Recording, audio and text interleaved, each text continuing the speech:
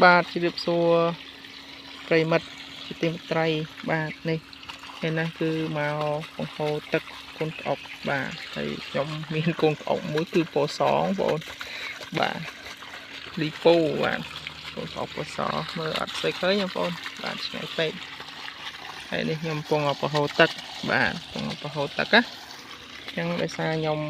ទៅលាក់ស្បាយបងប្អូនខ្ញុំទៅលាក់ស្បាយចឹងគឺយើងទៅលាក់ស្បាយយកតែម្ដង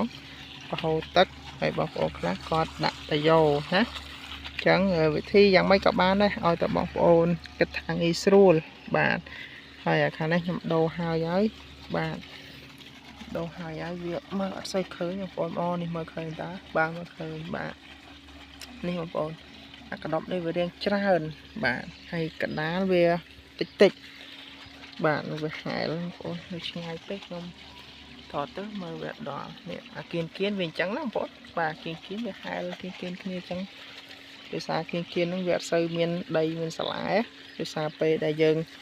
បង្ហូរទឹកចូលទៅវាវិលអញ្ចឹងណាវិលអញ្ចឹងទៅធ្វើឲ្យសាឡាហ្នឹងវាទៅនៅកដាលហើយយើងបង្ហូរអត់អស់វាទៅនៅកដាលនេះណាអញ្ចឹងវាអត់សូវនៅវានៅគៀនបាទត្រង់នេះឃើញវាតិចប៉ុន្តែសុខភាពវារៀងមកល្មមមិនល្អអីណាទេអាចមកធម្មតាបាទហ្នឹងហើយត្រង់នេះយើងកំពុងតែបង្ហូរទឹកបងប្អូនបាទហូរទឹកចូលបាទទឹកចូលនេះទឹកបាទខ្ញុំបូមពីស្រះខាងនេះបាទស្រះខាងនេះបាទនេះបាទមើលឃើញអត់ទេបាទនេះស្រះធំដែរបងប្អូន10គុណ10ថ្ងៃមុនបោះបាទ10គុណ10ហ្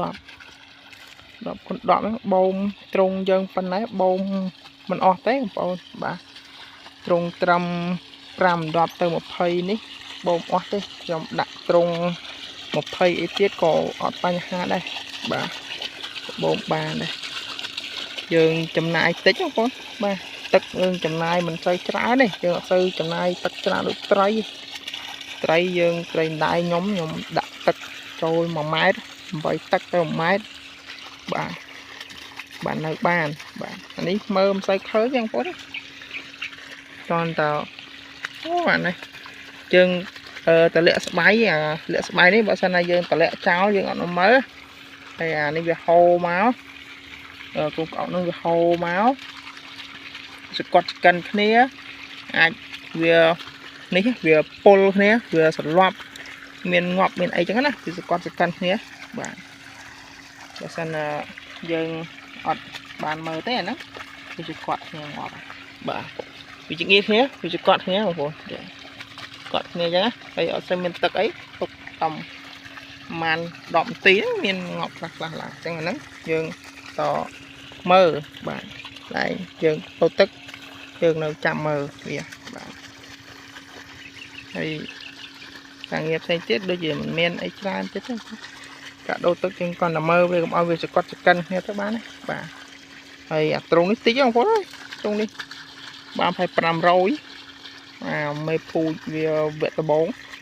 វាអត់សូវធ្លាក់បាទវាអត់សូវធ្លាក់